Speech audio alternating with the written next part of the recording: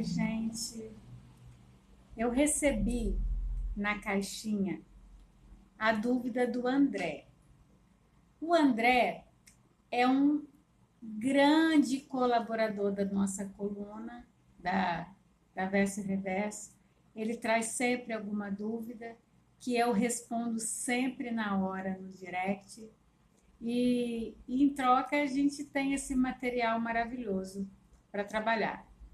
E a dúvida dele é a seguinte: olha, o locador pode pagar o IPTU, paga a taxa com desconto, aquela que é a taxa antecipada, a cota única, e depois cobra do locatário o valor cheio, cobra a multa. E eu não sei na cidade de vocês, mas, por exemplo, na minha, existe uma gradação.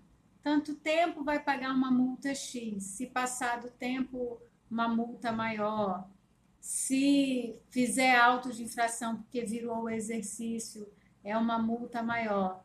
E aí ele quis saber o seguinte: se o locador pagar com desconto, ele pode cobrar esta multa, esse encargo por atraso que a prefeitura cobra, ele pode cobrar e cobrar como a prefeitura faz? E eu respondi para ele que não. E eu trouxe essa dúvida, eu já respondi para ele no direct, porque eu não ia responder na caixinha.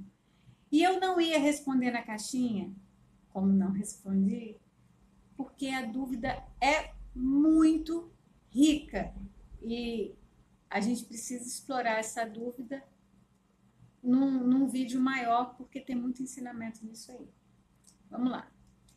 Quem é meu aluno estuda um módulo inteiro sobre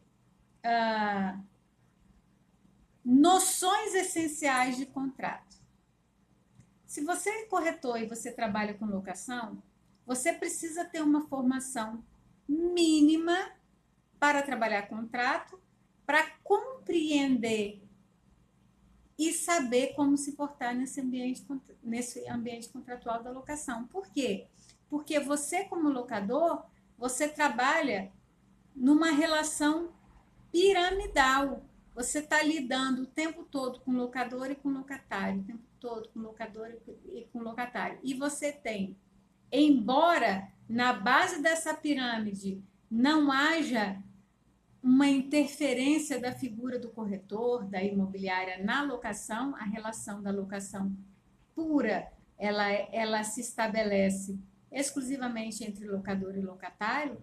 Você possui deveres para com o locador, possui deveres para o locatário, e nesse seu trabalho de intermediação, você precisa assistir locador e locatário de conhecimento, porque para isso você foi contratado. Você foi contratado para assessorar, para limitar a atuação e para dar um sentido de segurança nesse ambiente contratual, tá? Então, espera-se de você a expertise tanto para orientar locador quanto para orientar locatário. E eu quero te lembrar que, em relação ao locatário, o vínculo que se estabelece é o vínculo da corretagem. E no seu papel de corretor, o seu trabalho é informar dos riscos e das vantagens. Então, isso esclarecido, deixa eu te dizer. Existem dois artigos que você precisa ter em mente, que eles parecem meio sinônimos, tá? Que falam que o seguinte, que no ambiente contratual você tem que se pautar por boa-fé e lealdade. E o artigo 422 fala basicamente isso, do Código Civil. E o artigo 113, que foi alterado agora pela Lei de Liberdade Econômica, ele falava sobre regras de interpretação quando houvesse dúvida em relação ao contrato. E ele diz o seguinte: o artigo 422 fala que você tem que guardar lealdade, boa-fé, tanto na contratação quanto na execução do contrato. E o o artigo 113 fala que a boa-fé vai dirimir a dúvida. As dúvidas vão ser dirimidas à luz da boa-fé no ambiente contratual. Bom, então você tem boa-fé para te nortear nisso. Como eu estava falando, a formação ideal para quem trabalha com locação, aquela formação básica que você precisa ter para trabalhar com contratos, é você entender boa-fé, qual é o objeto do contrato de locação, qual é o objeto contratual que você tem, qual é a figura contratual que você tem de vínculo com o locador, com o locatário, para você transitar bem ali. Porque a sua atuação tem que estar adstrita a esse objeto, a esse limite contratual. E eu vou te mostrar no artigo 113 por que você não pode deixar o locador. Você não pode, você precisa instruir, você não deve incentivar e você não deve fazer, tá? Porque às vezes a imobiliária quer trabalhar com um tipo de garantia, como um tipo de garantidor informal. Por exemplo, tem aquele locatário que ela conhece há muitos anos, ela sabe que o cara é um desorganizado, que ele vai pagar, ele sempre paga, mas ele sempre paga com juros e com multa, e como ela sabe que ele paga, ela meio que arrisca, ela fala assim, não, eu vou pagar o aluguel na data certa para o locador e depois eu recebo com juros e com multa do locatário. Isso não chega a ser ilegal. E perante o locatário também não tem nada errado. O que eu fico pensando é, será que isso não precisava ser praticado com um pouco mais de transparência, clareza? Não em relação ao locatário, né? Porque você está cobrando dele, mas em relação ao locador. Não custa, para não dar uma impressão que você está levando vantagem em cima dele. E agora, em relação ao IPTU, isso aí vai tocar, vai transbordar o limite do objeto do contrato. Por quê? Você não pode esquecer nunca que na locação você troca posse por dinheiro. Esse é o objeto. E você precisa estar circunscrito e fazer o locador estar circunscrito a esse objeto. Por isso que você tem limite na boa-fé e na função social do contrato. Qual é a finalidade desse contrato? É ganhar dinheiro em cima da mora? Ou é estipular a mora como um desestímulo? Tá? Então, eu vou te dar o problema e eu vou te dar a solução. Problema. O artigo 113, agora com essa reforma, eu vou botar óculos para ler. O artigo 113, agora com essa reforma da Lei de Liberdade Econômica, veio com 2 parágrafos. O primeiro parágrafo fala assim, ó, então o artigo 113 fala, os negócios jurídicos devem ser interpretados conforme a boa-fé e os usos do lugar de sua celebração. Essa é a redação original. Ele foi acrescentada a redação seguinte, a interpretação do... Aí eu estou selecionando aqui só 3 incisos, tá? Dos 5 que ele tem. Então, fala assim, a interpretação do negócio jurídico deve lhe atribuir o sentido que, inciso 2, corresponder aos usos, costumes e práticas do mercado relativas ao tipo do negócio. Então, vamos em cima disso. De uso, costume e prática fazer isso com o IPTU? Receber, cobrar a menos, pagar a menos e cobrar a mais?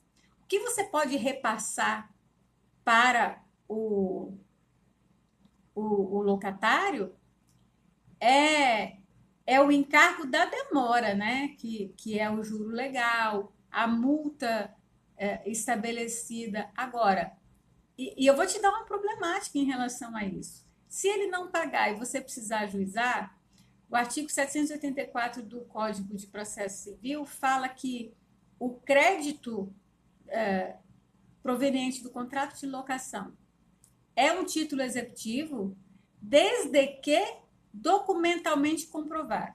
Aí eu vou te dar um problema. Vai lá, você cobrou, você pagou com desconto. Para você cobrar dele, você vai ter que demonstrar que você pagou. Na hora que você demonstrar, você vai ter como cobrar a multa que a prefeitura cobra? Não vai. Se você não pagou, o débito está em aberto na prefeitura e você vai cobrar dele, você vai ter que juntar o boleto da prefeitura. Porque não é só a planilha. Para ter força executiva, tem que ser o crédito demonstrado e documentalmente provado.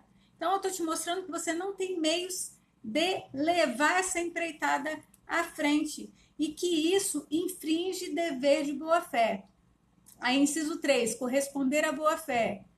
Corresponder a qual seria a razoável negociação das partes sobre a questão discutida e inferida das demais disposições do negócio. Ou seja, será que o contratante mediano concordaria com aquilo? Se você pagou a menos e está querendo cobrar dele o que você não pagou? O objeto do contrato não é posse pelo dinheiro? Será que você pode colocar num contrato de locação um ganho financeiro? O objeto não é locação? Como é que você vai botar um elemento de ganho financeiro? Não dá. Entendeu, André? Isso que eu estou explicando a mais aqui, eu não te expliquei no direct. Eu basicamente disse que não pode porque infringe boa-fé. Então, agora, existe caminho para isso? Existe. Também o artigo 113 também foi modificado pela Lei de Liberdade Econômica para acrescentar o parágrafo 2º que diz o seguinte: as partes poderão livremente pactuar regras de interpretação, de preenchimento de lacunas e de integração dos negócios jurídicos diversas daquelas previstas em lei. Ou seja, não pode contrariar a lei do inquilinato, né? Mas se você quer praticar isso nas suas locações, você até pode, desde que isso conste do contrato e que o locatário tenha conhecimento disso e aceite que, se ele não pagar o IPTU na data, o locador vai pagar e vai cobrar dele os encargos que a prefeitura cobra, tá? Eu acho que isso esbarra. Agora, se você quiser esbarra em boa-fé, em função social, eu acho complicadíssimo. Em finalidade contratual, eu acho que você não deve. Se você falar assim, mas eu quero ganhar dinheiro com isso, você tem como desenvolver um jeito de trabalhar isso com base no parágrafo 2º. É bom? Acho que não. E acho que é uma coisa que te atrapalha, tira o foco da locação, mas você tem aí uma brecha que a Lei da Liberdade Econômica te deu. Só avaliar a viabilidade. Essa dúvida hoje foi muito rica, o vídeo ficou muito longo, mas tem muito ensinamento, tá bom? Então, essa é mais uma dúvida de caixinha que veio para o IGTV para acrescentar todo mundo. Gente, continue mandando suas dúvidas, que tá vindo coisa boa, muita riqueza. Isso aqui é conteúdo de curso, hein, gente? Aqui, gratuito para vocês. Meu nome é Raquel Queiroz Braga. Essa é a coluna Verso e Reverso nas relações locatícias. Qual é a sua dúvida sobre locação?